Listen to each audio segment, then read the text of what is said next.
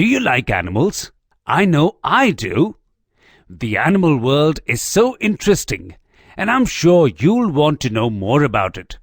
So let's discuss animals in this unit.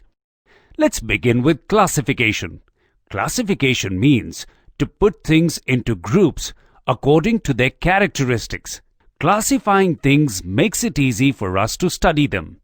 One way that scientists classify animals is according to their backbones. Animals that have a backbone or a spinal column are called vertebrates, and those that don't have a backbone or a spinal column are called invertebrates. Let's study vertebrates here. We'll study invertebrates later. Vertebrates are divided into 5 different classes. They are mammals, reptiles, birds, fish, and amphibians. Animals like elephants, whales, and mice are called mammals. We humans are also mammals. Do you know what these animals have in common? Firstly, they are all warm-blooded. This means they maintain their body temperature even when the temperature around them changes. Secondly, female mammals can feed their babies milk from their mammary glands. Thirdly, mammals have hair or fur. Mammals can again be divided into 3 subgroups. They are placental mammals, marsupials, and monotremes. Placental mammals give birth to their young who are well developed when they are born.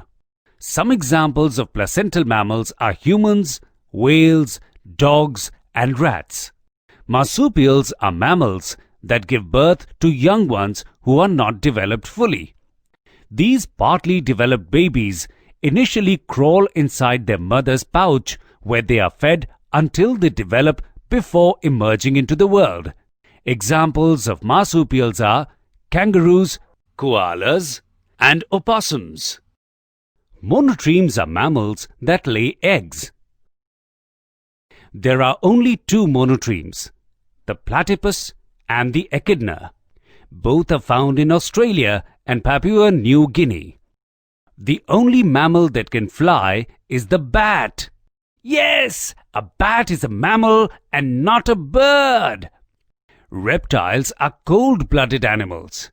Most reptiles lay eggs and their skin is covered with hard, dry scales.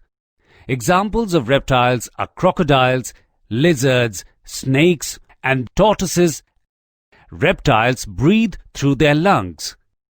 Except snakes, all reptiles have external ear openings. The dinosaurs, as huge as they were also reptiles. Birds are warm-blooded animals. They lay eggs. They breathe through their lungs. Birds have feathers and wings that help them fly. They have scales on their legs. They have beaks but not teeth.